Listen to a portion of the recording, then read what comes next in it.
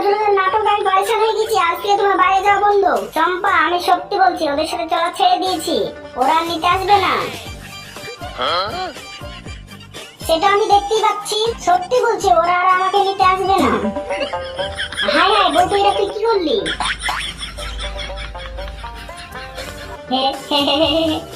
আমি জানি না এটা কোথা থেকে এলো, কিন্তু আমি জানি।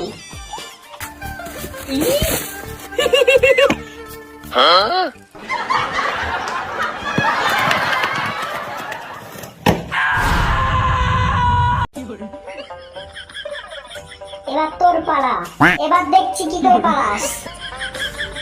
আমাকে কিছু একটা করতে হবে। চম্পা তোমার মুরগি কুকুরে খেয়ে দিল। কুত্তা তোকে আজ আমি ছাড়বো না।